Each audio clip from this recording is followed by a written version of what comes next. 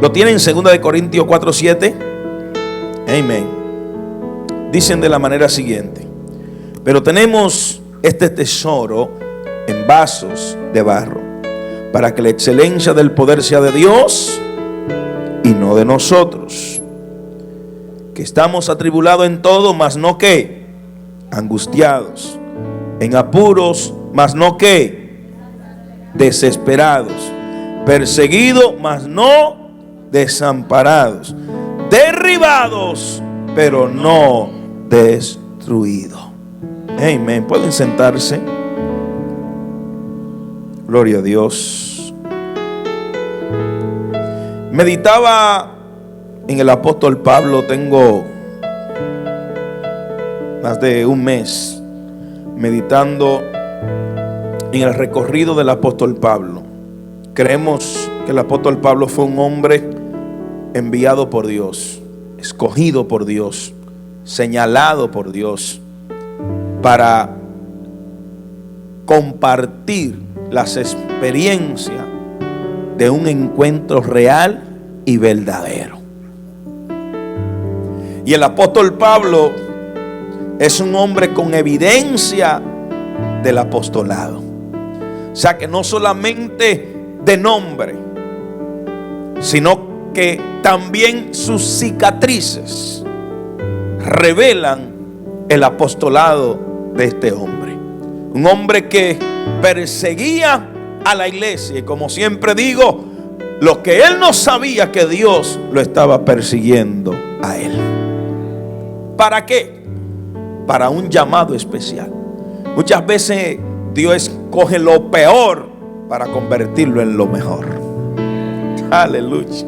Hemos sabido de gente drogadictos, hemos sabido de gente que operan bajo un espíritu de alcohol, hemos sabido de gente que son mafiosos, que son, ¿cómo se dice este tipo de gente? Sicarios, que matan por dinero. Hemos sabido de gente que están en una posición muy profunda en el mundo, y hoy en día hemos sabido cómo Dios los usa, cómo Dios pregona su evangelio a través de ellos. ¿Por qué? Porque Dios es experto tomando lo que nos sirve y convertirlo en lo más deseado. Aleluya. Ese es el Dios que no cambia, pero que vive transformando las vidas, que vive cambiando los seres humanos. ¿Cuántos creen en ese Dios?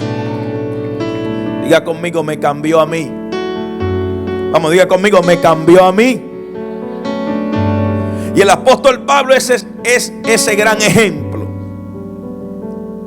El apóstol Pablo se atrevió a decir: sé imitadores de mí como yo de Cristo. En ningún otro hombre vi esa expresión, solo en Jesús, cuando dijo: aprended de mí que soy manso y humilde de corazón. El apóstol Pablo refiere sus palabras a que él da testimonio para poderlo imitar. Que claro está, yo prefiero imitar a Jesús antes que el apóstol Pablo, pero sí aprender de su secuencia y su conexión con Dios. Porque podemos aprender lo bueno de los grandes hombres de Dios que han cometido errores, que han pecado, que han caído, pero aún de sus caídas hemos aprendido nosotros de cómo levantarnos, de cómo no cometer esos errores. Pero sobre todo nuestra mirada debe estar puesta en el Cristo de la gloria. ¿Por qué? Porque Él nunca ha caído. ¿Por qué? Porque Él nunca ha traicionado. ¿Por qué? Porque Él nunca se ha retractado. ¿Por qué? Porque Él nunca ha sido vencido. Alguien dice amén en esta hora. Y hablar del apóstol Pablo es hablar de un hombre incansable. Levante la mano los que han sudado alguna vez. Todos. Mire, hay muchos de ustedes que han sudado con un pico y una pala. En ocasiones José a veces me manda fotos de la pala y el pico y me dicen: pastor, aquí predicando bajo el tema el pico y la pala. Y ahí se suda. O sea, en diferentes áreas trabajando se suda. ¿Usted sabía que yo he sudado con la cuchara y el plato? una sopa calientita, hermano, y un caldito. Ahí ya hay gente que después del culto eso es lo primero que van a comer hoy. Y con ese frío, imagínese usted. De manera que ahí usted ha sudado, ¿no? Pero cuando yo me refiero al sudor del apóstol Pablo, es la obra incansable que este hombre tuvo. Contar de predicar a Jesucristo. Contar de que cada tierra, cada pueblo se llene de la palabra de Dios. Si por algo nosotros debemos sudar, es por la obra de Dios. Si por algo nosotros debemos de entregarnos, es por la obra de Dios. El sacrificio de todos es la bendición de todos. El apóstol Pablo, un hombre que sus escritos son inmensos, y ver a Corintios es una exclusividad. ¿Usted sabía eso? Que leer Corintios es una de las exclusividades del apóstol Pablo. Porque, claro está, sus escritos son más fuertes. Sus escritos son más desafiantes. Sus escritos son más demandantes. ¿Por qué? Porque de todas las iglesias que tuvo el apóstol Pablo, la que más le dio problemas fue la de Corintios. ¿Y por qué? Vamos a conocer la razón. ¿Qué era Corintios? Era una ciudad muy próspera, pero carecía de los fundamentos espirituales. De todas las iglesias que el apóstol Pablo fundó, la más problemática fue la de Corintios. Tuvo que lidiar con mucha situación, como la conducta impropia de las mujeres, el compañerismo con los paganos, o sea, la gente que compartía con la gente pagana. Porque no es que usted no comparta con la gente impía, pero si ya usted está imitando lo que esa gente está haciendo, usted carece de un carácter espiritual. ¿Alguien dice amén aquí? Otra de las situaciones fue el abuso de la celebración de la Santa Cena. Porque se hacía Santa Cena y la gente lo que aprovechaba la Santa Cena para llenarse la barriga. No para recordar el sacrificio y la sangre de Jesús, sino para entrar en un espíritu de glotonería, que es una de las cosas que el Espíritu Santo rechaza en la vida del creyente. Por lo tanto, en aquel tiempo la gente, aleluya, abusaba de la Santa Cena, porque aprovechaba el momento para comer, para hacer banquete, cuando era un momento solemne para recordar el sacrificio de nuestro Señor Jesucristo. Otro de los problemas fue la comida ofrecida a los dioses e ídolos. Gente que antes de una comida le tiraban un pedacito al Dios de ellos. Imagínense, la gente en Corintios fue muy idólatra. De manera que hasta para comerse, imagínese usted que usted esté comiendo una pupusa, un elote o una baleada, un taquito, y que el primer pedacito sea para el Dios que usted le cree. Para el Dios Acera, para el Dios de Babilonia, para el Dios de los romanos, y así sucesivamente. Entonces, ese espíritu de idolatría estaba abarcando a los corintios. Otra de las cosas que también tuvo problema y choque con el apóstol Pablo fue la mala interpretación de los dones del Espíritu, donde muchos utilizaban los dones del Espíritu para lucrarse, donde muchos utilizaban los dones del Espíritu para creerse más que otros, donde muchos competían, que Dios me usa más que a ti, que yo canto mejor, que yo toco mejor, y así sucesivamente. Otra de las cosas fue la doctrina de la resurrección, porque había gente que no creían en la doctrina de la resurrección. Y otra de las cosas también que el apóstol Pablo tuvo que enfrentar fueron las batallas inmorales en el matrimonio. Un hombre con 2 y 3 mujeres. Una mujer que no se sometía a su esposo. Una mujer que tomaba decisión y hacía lo que quiera, y así sucesivamente. Una mujer que era descuidada y no protegía su hogar. todas estas cosas el apóstol Pablo tuvo que enfrentarla en los corintios. De hecho, hay un versículo en la Biblia, precisamente en Corintios, que revela que el apóstol Pablo solo entró a Corintios una sola vez en su vida. Imagínense la gente tan difícil ahí. Pero aún así, uno de los lugares más prósperos en el evangelio fue Corintios. ¿Por qué? Porque el apóstol Pablo, aunque vio el tiempo difícil, aunque vio las cosas difíciles, aunque pudo enfrentarse a cosas que lo pudieran retractar y retroceder, fue donde más le creyó al Dios que lo llamó. Lo difícil no puede detenerlo a usted. Las cosas que se levantan en contra suya no pueden detenerla a usted. Usted tiene que avanzar por más. Aleluya. ¿Dónde está ese pueblo que dice: nada me va a limitar? El apóstol Pablo vivió una palabra que él mismo escribió a los romanos. Y él dijo: donde abunda el pecado, sobreabunda la gracia. Mire la victoria tan grande que experimenta Corintios, que aunque había mucho pecado, pero sobreabundaba la gracia de nuestro Señor Jesucristo. Y claro está, nosotros estamos en una ciudad como Houston, que carga muchos espíritus de las tinieblas en los aires, que pudiéramos mencionar de todo un poco. Pero aún así en esta ciudad sobreabunda la gracia del Espíritu. Alguien dice amén en esta hora. Sobreabunda la gracia del Espíritu Santo de Dios. Es decir, que si tú entiendes tu llamado, tú estás preparado para ser un hombre y una mujer usada por Dios para bendecir a las naciones. Houston es un epicentro de gloria, y todo aquel que sea parte de Houston, que Dios ha llamado y entienda su llamado, impactará las naciones. Dios lo usará para restaurar, Dios lo usará para sanar, Dios lo usará para libertar, Dios lo usará. Porque Dios es experto utilizando a un hombre y una mujer en un lugar de perdición. ¿Alguien dice amén conmigo?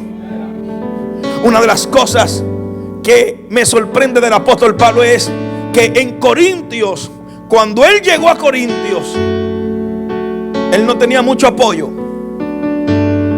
Oiga bien, pero encontró dos personas, una pareja judía, que fue la clave para difundir el evangelio de Cristo.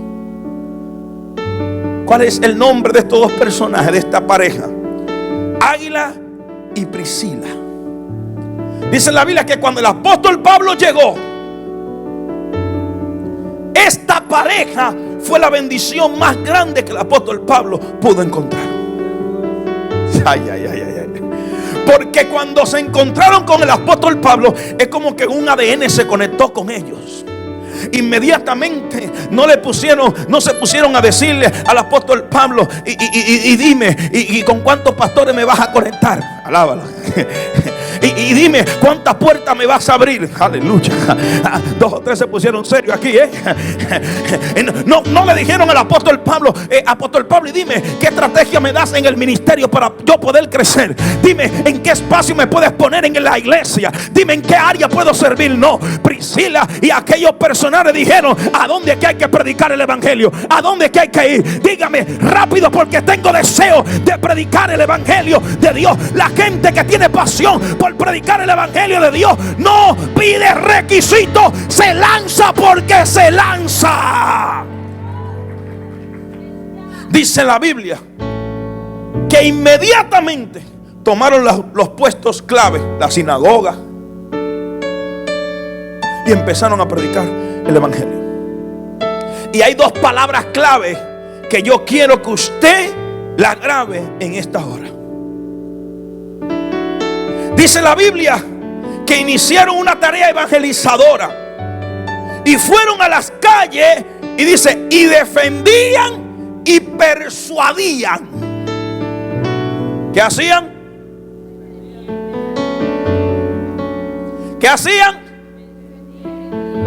Defendían y persuadían.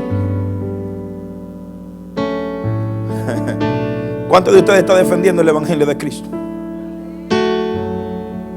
Levante la mano los que son miembros de Pua Church. Si usted deja la mano abajo, yo levanto los pies por usted. ¿Cuántos de ustedes están defendiendo su congregación? Uy. ¿Cuántos de ustedes están defendiendo sus pastores? Ay, ay, ay, ay, ay, ay, ay, ay, ay. Hay dos o tres que dijeron amén, pero por lo menos lo dijeron. Aleluya. En otras palabras, estos personajes, dice la Biblia, que defendían y persuadían. ¿Qué defendían? ¿Qué defendían? Defendían la sana doctrina, defendían el evangelio de la resurrección, defendían el evangelio santo que Jesús le enseñó a los apóstoles. La gente no creía, pero estos personajes defendían. ¿Por qué? Porque lo que tú defiendes es a lo que tú te aferras y a lo que tú crees. Y la Biblia dice que persuadían. Aleluya. En otras palabras, cuando usted predique el evangelio, busque la manera que esa persona sea conquistada. No como hay muchos que predican el evangelio para que la persona lo tenga en alto. No, al que hay que tener en alto es a Jesús de Nazaret, es al Cristo de la gloria. Cuando usted predique, convenza la vida de pecado por medio de la palabra de Dios, ni siquiera por su palabra. Por eso el apóstol Pablo escribió a los Corintios que la letra mata, pero no es la letra que está escrita en la palabra de Dios, porque la gente está confundida de eso. La gente dice no, que se escudriña mucho, cuidado que se te vaya la unción. Como que le chocó eso, ¿verdad que sí? Porque un montón de gente diciendo ese nada más vive escudriñando. Cuidado, varón, que la letra mata. No, no es la letra del Espíritu. Esa da vida y vivifica. Es la letra del mundo. Lo que la gente dice, lo que la gente inventa, eso es lo que mata. Pero lo que el cielo dice a mi favor nos da vida y nos levanta. Digan amén conmigo.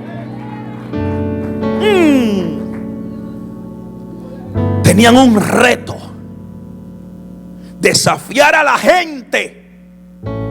¿A qué? ¿A qué? ¿Cuál era el reto que tenían? ¿Saben cuál era el reto? Desafiar a la gente a no tener una relación con la religión, sino una relación con Dios. El apóstol Pablo tuvo que enfrentar a muchos ministros que se hacían pasar por profetas y apóstoles. Oigan bien, y esto yo lo voy a soltar porque Dios me lo dio hoy para esta casa. Y Dios me habló y me dijo: mi siervo, tienes que enseñar al pueblo que antes de tener relación con el don, que tengan relación con el Dios que da el don. Es decir, que más que posicionarte o apasionarte por el llamado como evangelista, profeta o lo que sea, tienes que apasionarte por el que te llamó, por el que te escogió, por el que te señaló. Habrá alguien que entienda lo que estoy hablando. ¿De qué te vale estar bendecido y no estar conectado con el Dios que bendice? Aleluya. Hay que estar conectado con Él. Ese era el gran reto que tenía, de poder persuadir a la gente que dejen de tener relación con la religión y empiecen a tener relación con Dios. Relación que demandaba que búsqueda, ayuno, oración, conocer la palabra de Dios. ¿Qué dice la Biblia? Dice: pues tantas como sean las promesas de Dios, en Él todas son sí. Por eso también por medio de Él es nuestro amén. Así sea. Eso es Primera de Corintios capítulo 1 verso 20. Pues tantas como sean las promesas de Dios, sean que sí. Y yo lo voy a leer para que usted entienda que está en la Biblia. Aleluya. Aleluya. Primera de Corintios 1:20. Oiga lo que dice.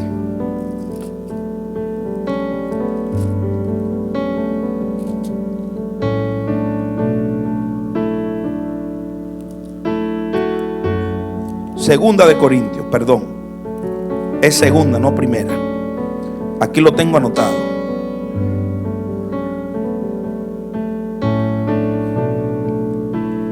Pues tantas como sean las promesas de Dios, en Él todas son ¿qué?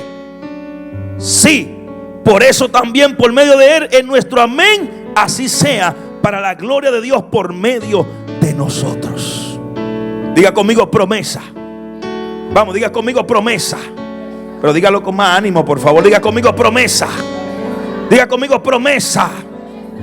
Porque todas las promesas de Dios son en Él que sí.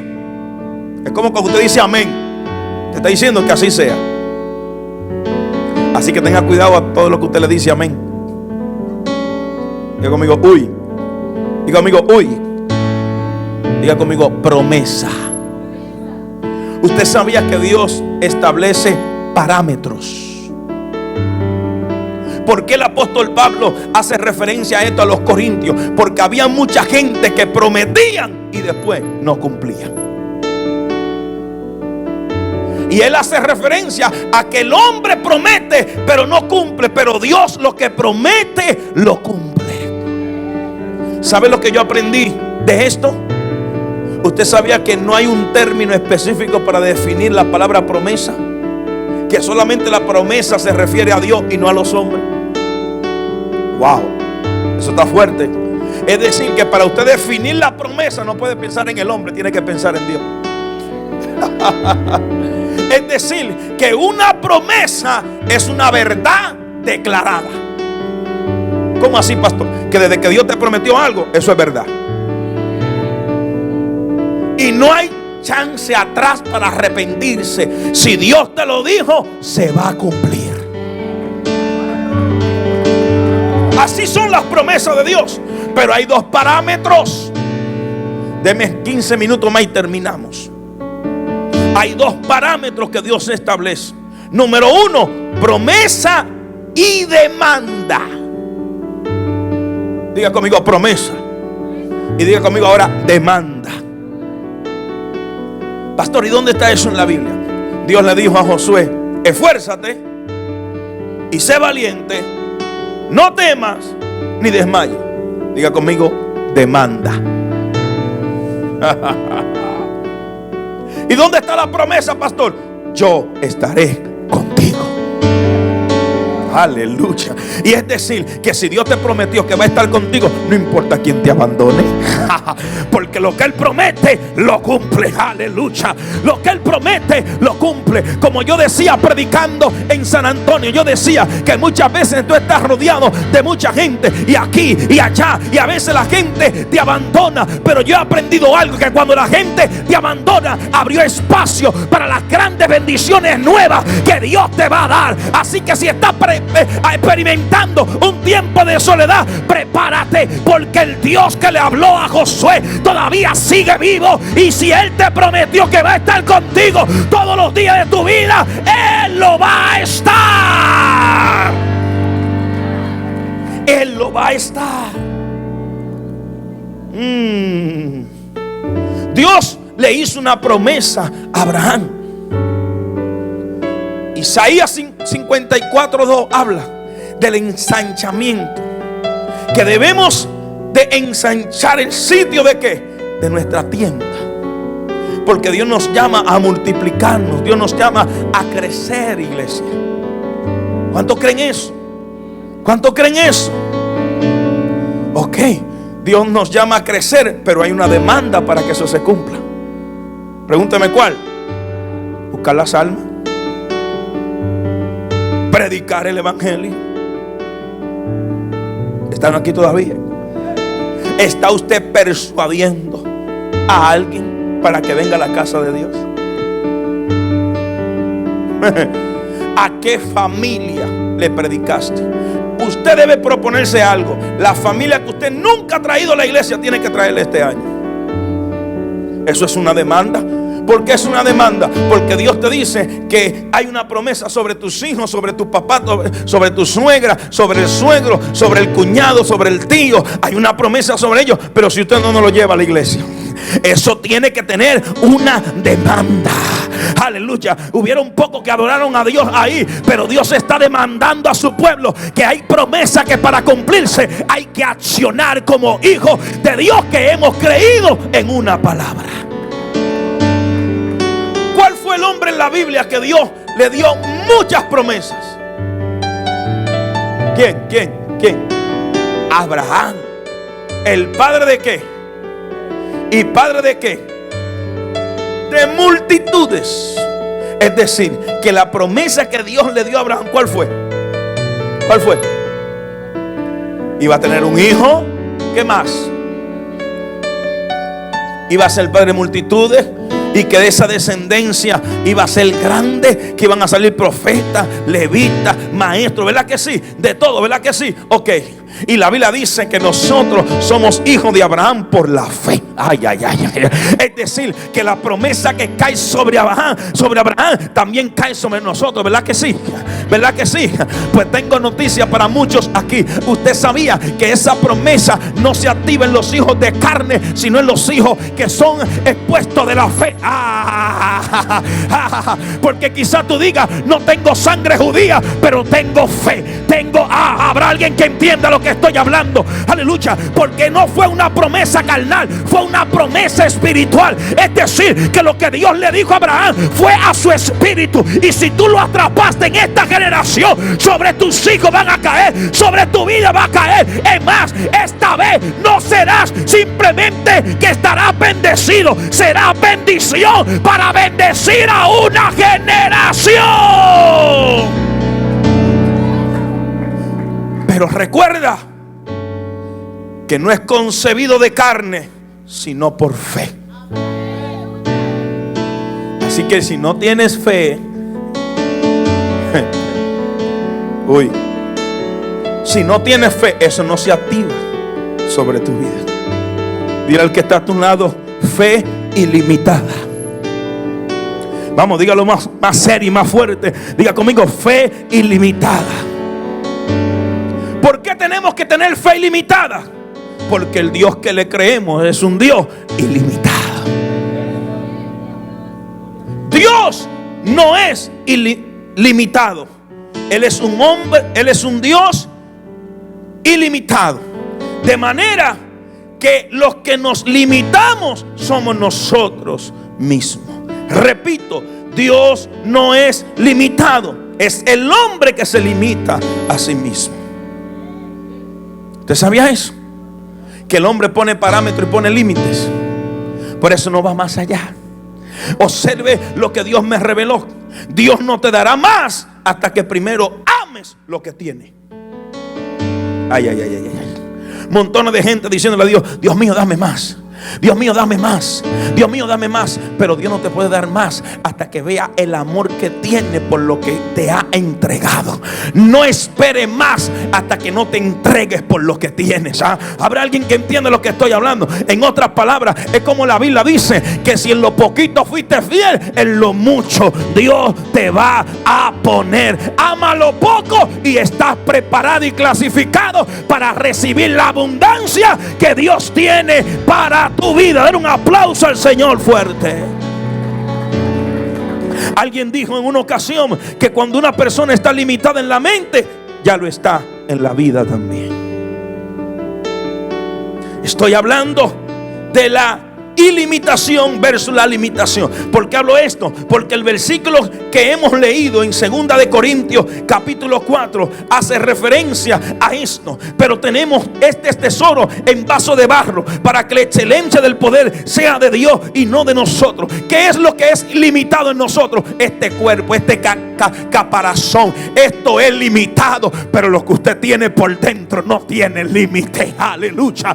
¿Dónde está esa iglesia que dice, tengo al Espíritu Santo por dentro, tengo la unción por dentro? Es decir, deja de afanarte tanto por este cascarón, porque esto va al polvo. Empieza a pelear por tu alma, empieza a desarrollar tu espíritu, te dice el Señor. Diga conmigo, yo lo creo. Dice, porque no tenemos este tesoro. Pues hay un tesoro. Entonces, ¿Qué es lo valioso? ¿Lo que está por fuera o lo que está por dentro? ¿Usted sabía que el barro se rompe? Uy. Pero el tesoro es perdurable.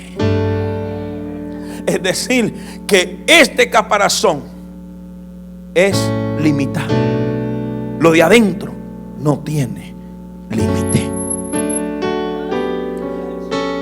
Dios nos ha llamado a nosotros a ir más allá de nuestras limitaciones.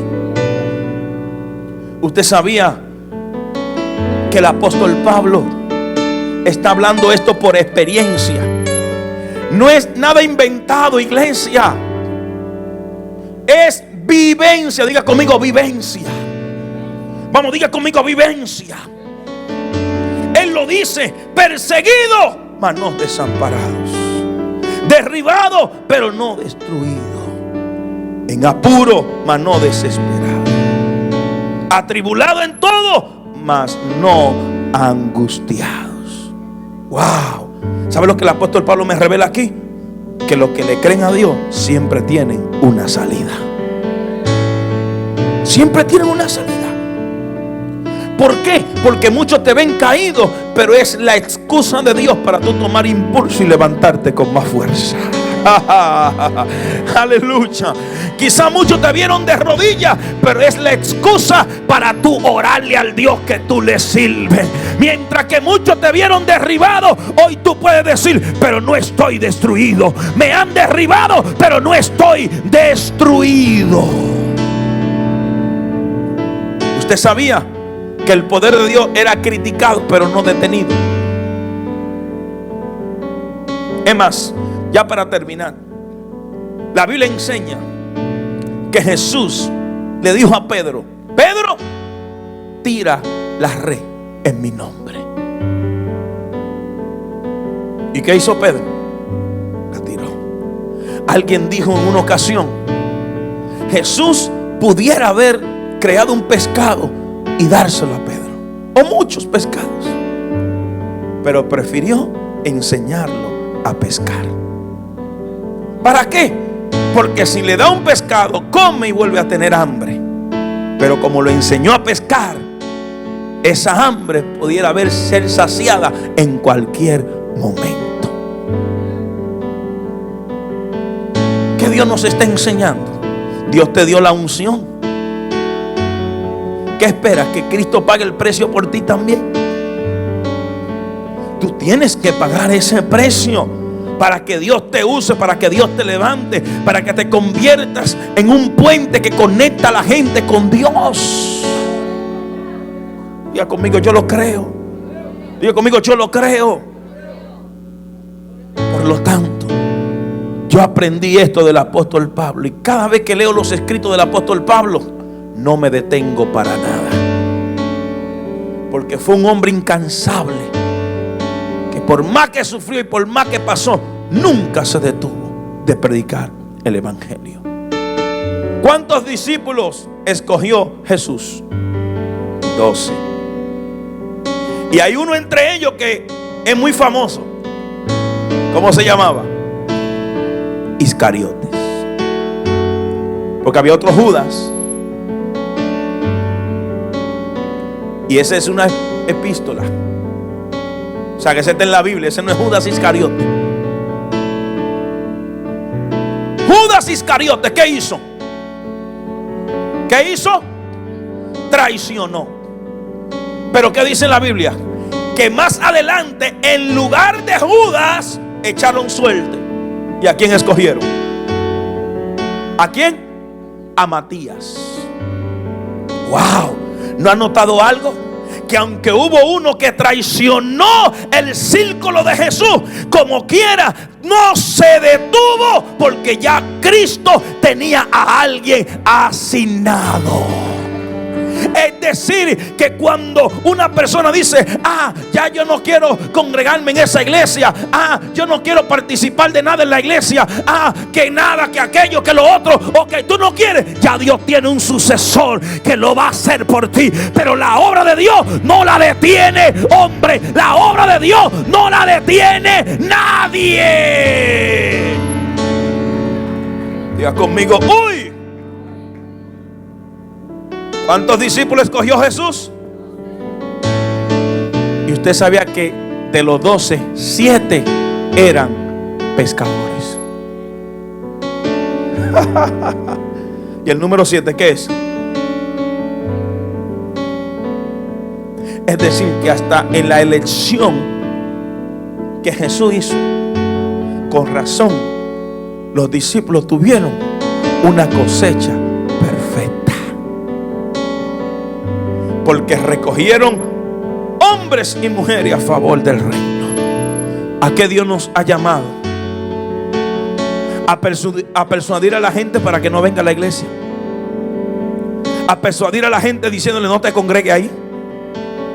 ¿A qué nos ha llamado el Señor? A persuadir a la gente que se encuentre con el reino, que busque de Dios, que se acerque a Dios. ¿Sabe por qué? Porque a cada uno de nosotros que Dios nos ha dado un llamado y un talento, vamos a tener que dar cuenta delante de Dios.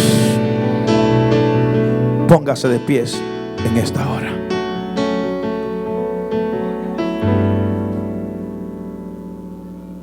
Diga conmigo: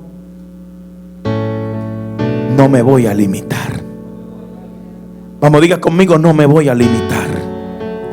Diga conmigo: le seguiré creyendo a Dios. Vamos, dígalo más fuerte: le seguiré creyendo a Dios. Levante su mano al cielo y voy a hacer una oración, una sola oración. Y a la misma vez oramos por todas las personas que están ahí conectadas con nosotros en las redes sociales. Amantísimo Dios Todopoderoso, te pido por cada petición de cada uno de mis hermanos que están ahí conectados con nosotros, que sea usted, Espíritu Santo, obrando en ellos, que sea usted rompiendo cadenas, que sea usted, Espíritu de Dios, levantando al caído, que sea usted sanando al que esté enfermo.